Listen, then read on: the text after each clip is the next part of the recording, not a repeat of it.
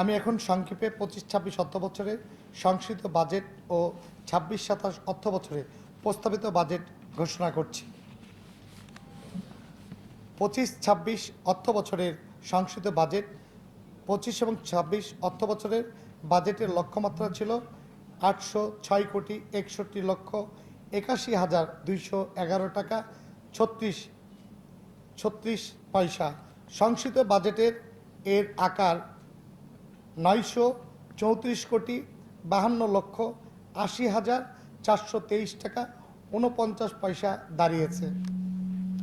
26-27 অর্থ বছরে প্রস্তাবিত বাজেট আয় এবং ব্যয় সমপরিমাণ ধরে 26-27 অর্থ বছরের প্রস্তাবিত বাজেটের লক্ষ্যমাত্রা ধরা হয়েছে 1,009,66,30,65 টাকা 81 পয়সা।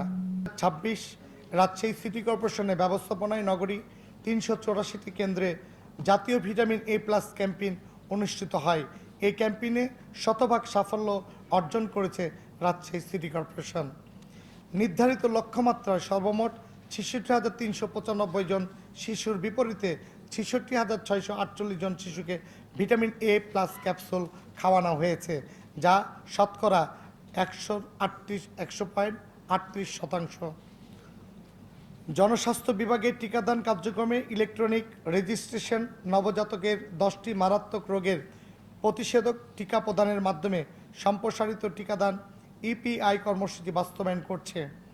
শিশু জন্মের পরই বিসিজি টিকাসহ 15 মাসের মধ্যে বাকি অন্যান্য টিকাসমূহ যেমন ডিপথেরিয়া, হুপিং কাশি, tetanus, hepatitis B, haemophilus, influenza B, polio, হাম, নিউমোকাল, নিউমোনিয়া ও রুবেলা রোগের টিকা